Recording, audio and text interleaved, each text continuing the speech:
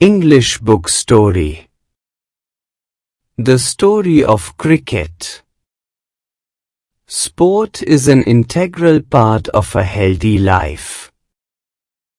It is one way in which we amuse ourselves, compete with each other and stay fit. Among the various sports such as hockey, football and tennis, cricket appears to be the most appealing national entertainment today. How much do we really know about the game called cricket? Part 1. Cricket grew out of the many stick and ball games played in England 500 years ago. The word bat is an Old English word that simply means stick or club. By the 17th century, cricket had evolved enough to be recognizable as a distinct game. Till the middle of the 18th century, bats were roughly the same shape as hockey sticks, curving outwards at the bottom. There was a simple reason for this. The ball was bowled underarm, along the ground, and the curve at the end of the bat gave the batsman the best chance of making contact. One of the peculiarities of cricket is that a test match can go on for 5 days and still end in a draw. No other modern team sport takes even half as much time to complete. A football match is generally over in an hour and a half. Even baseball completes 9 innings in less than half the time that it takes to play a limited overs match, the shortened version of modern cricket. Another curious characteristic of cricket is that the length of the pitch is specified 22 yards, but the size or shape of the ground is not. Most other team sports such as hockey and football lay down the dimensions of the playing area. Cricket does not. Grounds can be oval like the Adelaide Oval or nearly circular, like Chepauk in Chennai. A 6 at the Melbourne Cricket Ground needs to clear much more ground than it does at Feroz Shah Kotla in Delhi. There's a historical reason behind both these oddities.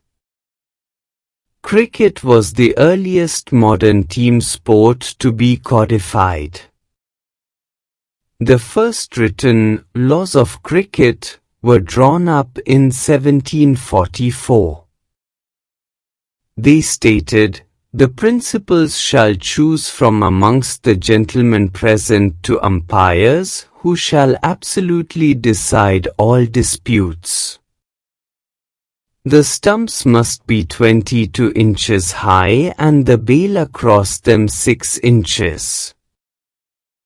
The ball must be between 5 and 6 ounces, and the 2 sets of stumps 22 yards apart." The world's first cricket club was formed in Hambledon in the 1760s, and the Marylebone Cricket Club, MCC, was founded in 1787. During the 1760s and 1770s it became common to pitch the ball through the air rather than roll it along the ground. This change gave bowlers the options of length, deception through the air, plus increased pace. It also opened new possibilities for spin and swing.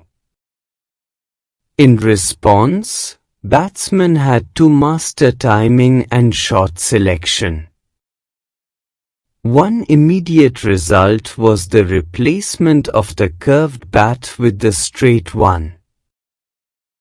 The weight of the ball was limited to between 5.5 to 54 ounces, and the width of the bat to 4 inches.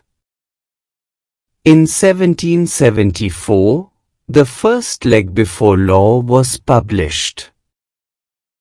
Also around this time, a third stump became common. By 1780, 3 days had become the length of a major match, and this year also saw the creation of the first 6-seam cricket ball. If you look at the game's equipment, you can see how cricket both changed with changing times and yet fundamentally remained true to its origins in rural England. Cricket's most important tools are all made of natural, pre-industrial materials. The bat is made with leather, twine and cork. Even today both bat and ball are handmade, not industrially manufactured. The material of the bat changed slightly over time. Once it was cut out of a single piece of wood. Now it consists of 2 pieces, the blade which is made out of the wood of the willow tree and the handle which is made out of cane. That became available as European colonialists and trading companies established themselves in Asia.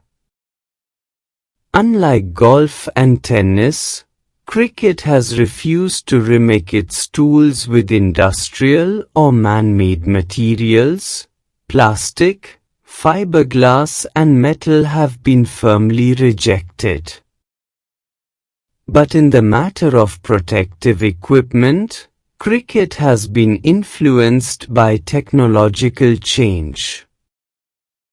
The invention of vulcanized rubber led to the introduction of pads in 1848 and protective gloves soon afterwards.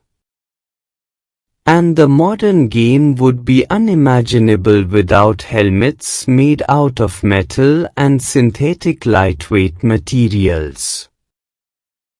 Part 2.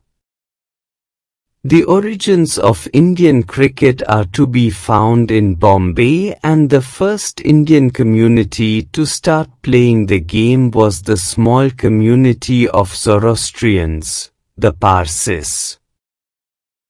Brought into close contact with the British because of their interest in trade, and the first Indian community to westernize.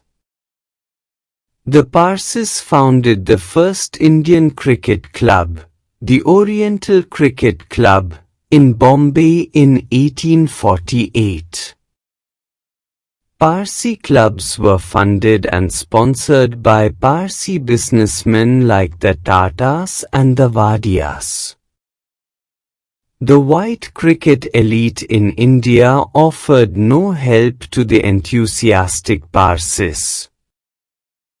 In fact, there was a quarrel between the Bombay Gymkhana, a whites-only club, and Parsi cricketers over the use of a public park.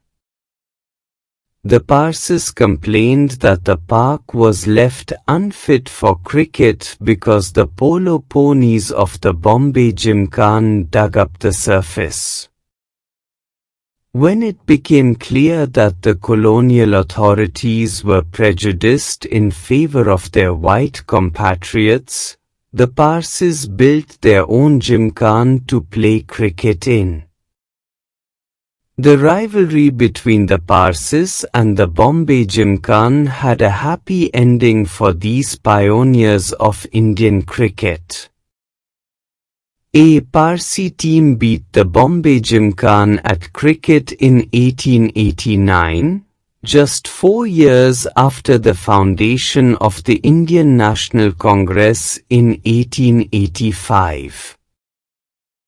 An organization that was lucky to have amongst its early leaders the great Parsi statesman and intellectual Dadabhai Nauroji. Modern cricket is dominated by tests and one-day internationals, played between national teams. The players who become famous, who live on in the memories of cricket's public, are those who have played for their country. The players Indian fans remember even now are those who were fortunate enough to play Test cricket.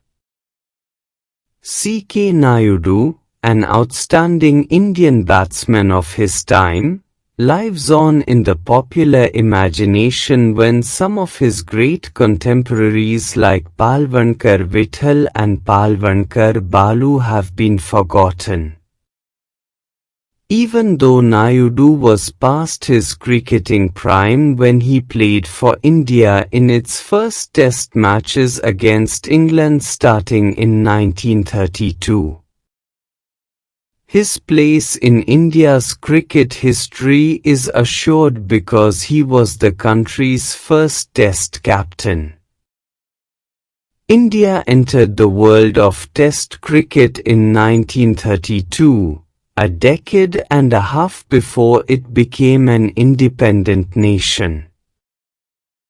This was possible because Test cricket from its origins in 1877 was organized as a contest between different parts of the British Empire, not sovereign nations.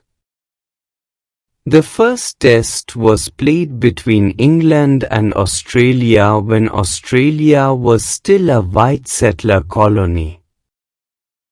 Similarly, the small countries of the Caribbean that together make up the West Indies team were British colonies till well after the Second World War.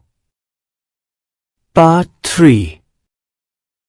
Television coverage changed cricket. It expanded the audience for the game by beaming cricket into small towns and villages. It also broadened cricket's social base. Children who had never previously had the chance to watch international cricket, because they lived outside the big cities, could now watch and learn by imitating their heroes.